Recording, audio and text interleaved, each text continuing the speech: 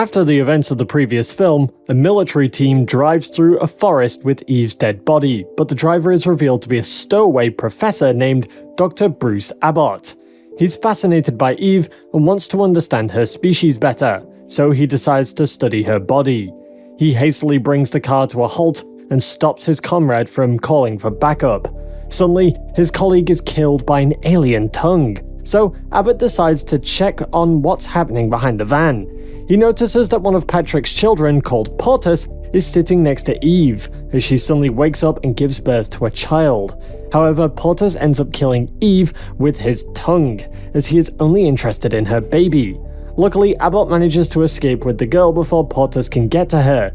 Sensing the military forces nearby, Portus also escapes, and then we see Agent Wasatch investigating the scene of the crime. After realizing that the driver has gone missing, Wasatch orders his men to go and look for him and sends Eve's body for further inspection. Later, we see a college student named Dean discussing a nuclear fusion reactor with a team of research scientists hired by Dr. Nicholas Turner. After that, we see Abbott teaching a class about genes and how perfect viruses really are. Dean happens to be one of his students, but he comes in late, and it triggers a brief confrontation with the professor.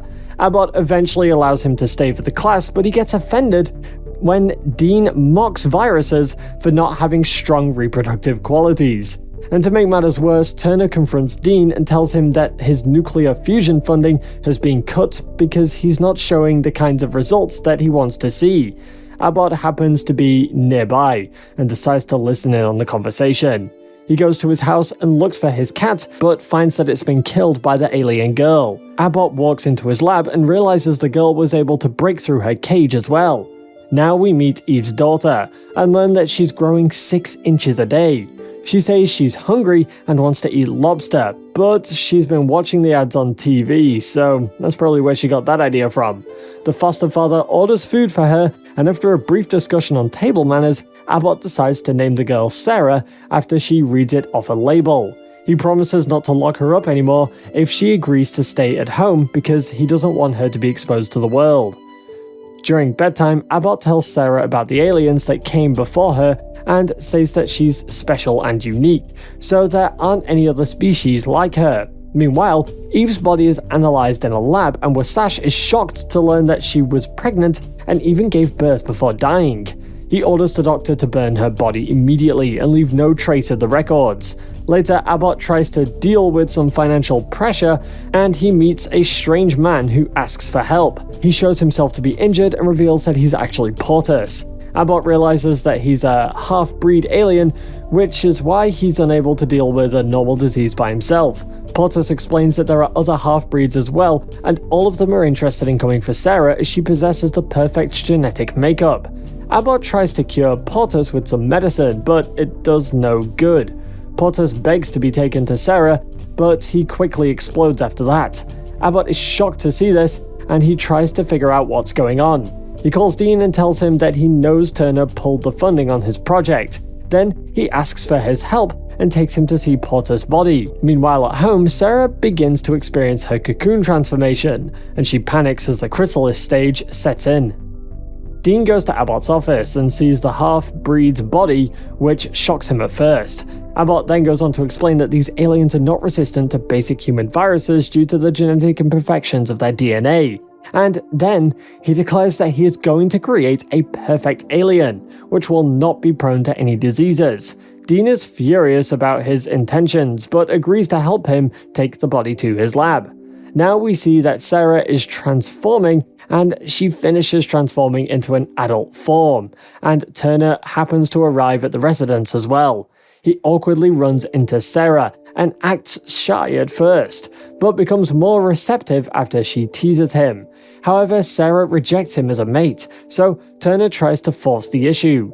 Sarah quickly transforms into her alien avatar and kills him without hesitation. Now Abbott and Dean reach the house and find Turner's body on the floor. Dean panics and wants to call the cops, but Abbott says that he'll be the prime suspect as he had earlier argued with Turner over his funding.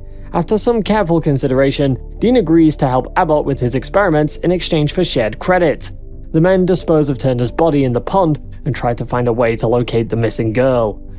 Meanwhile, Sarah goes to a frat party and is wooed by a lot of boys, but doesn't find any ideal mates for herself. After that, she meets an old woman named Colleen and tricks her into driving her around. Colleen tries to chat by telling Sarah that she's an alien conspiracy theorist, but she asks her to stop near a railway crossing as she can sense the presence of another alien. He is also able to sense her as she runs towards the train, but she trips and cuts her hand in the process. Sarah regenerates in front of Colleen, thus causing her to panic and run away immediately. The next day, Abbott begins his analysis on Porter's body, and Dean visits him. Sarah confronts him aggressively, but tells her he's working for Abbott, so she lets him go. The two scientists talk about Sil, Eve, and Project Athena during their research, and then Sarah is allowed to go outside. Dean is skeptical, but Abbott reassures him that she will not be able to find the ideal mate as she is a pure blood. However, Sarah and the male alien are still able to sense each other and start mating inside a hotel room. But then Sarah senses his sickness and sends him away. She goes back home and Dean tries to introduce her to chess. Sarah picks it up quite easily, simply by touching a book, and defeats Dean in the first match. Dean then goes back to his college dorm and sees his roommate, Hastings, chatting with an online woman named Amelia, who's asking to meet a man with experience in fields that relate to Project Athena.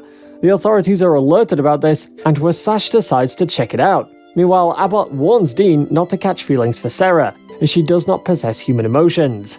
Later, Abbott takes her blood for research purposes, but she feels uneasy and says that she wants Dean to take the sample. Unfortunately, the half-breed that she'd earlier rejected enters the house and attacks the group. Sarah takes him on in an intense battle, which then follows. Abbott tries to use hydrochloride gas to kill the male, but he still tries to impregnate Sarah. Dean attacks the alien, but is taken down easily, so Abbott uses a chain cutter to keep him occupied till the others can escape. However, he is killed just before the alien dies from his sickness. As he takes his last breath, Abbott asks Dean to carry on his research as he had stored Sarah's eggs in a bottle. Dean decides not to go ahead with his wishes, and it upsets Sarah. After setting Abbott's body on fire, Dean then goes back to the lab but doesn't find Sarah there. He follows her to the university, but this turns out to be a trap for him to mate with her. Dean realizes that Sarah is only trying to use him to further her species, as she's not attracted to humans. Despite this though, he gives in for a bit but panics after seeing her alien form. Things get worse when Hastings reveals that he sent all of Dean's research to Amelia, so she wants to meet him now. Dean warns him against exposing the lab's location as he realizes that Amelia is also a half-blood. We also see her filling gas at a station, and she gets busy with the attendant. However, she brutally kills him while his friends think that he's just having some fun. After this, she visits Hastings and asks him to see the lab. He remains hesitant and says that his data was fake, but this angers Amelia, so she threatens him into taking her to the lab. Dean comes back from a jog and notices Amelia, so he runs away and hides. Amelia chases him and kills a classmate in the process, but senses Sarah nearby, so she takes her and Hastings to the lab. Now Dean meets with Wasatch and tells him everything that's happened so far. Wasatch doesn't want to repeat what happened with the last two experiments, so they decide to take care of this mission unofficially.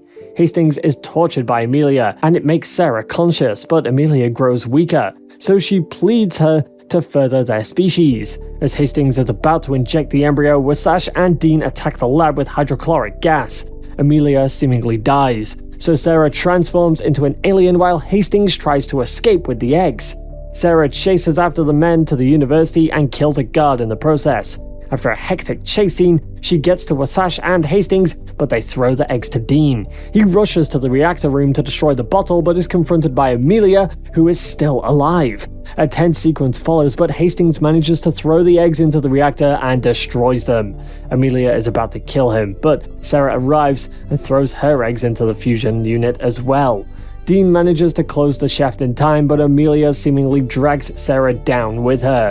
Later, Wasatch provides a cover-up story for the incident, and all seems fine. 3 weeks later, Hastings goes back to the lab but is shocked to find Sarah and an alien child. He runs away and finds Dean downstairs, who reveals that he had saved Sarah back at the university and created the boy by using healthy DNA from the half-breed alien attacker. The boy quickly matures into a man, and Sarah walks away with her new mate. This worries Hastings, but Dean reveals that he intentionally formed the male as a sterile being. And that's the end of the movie. Like, share, and subscribe if you want more sci-fi monster recaps. That's it for this one. We'll see you in the next one.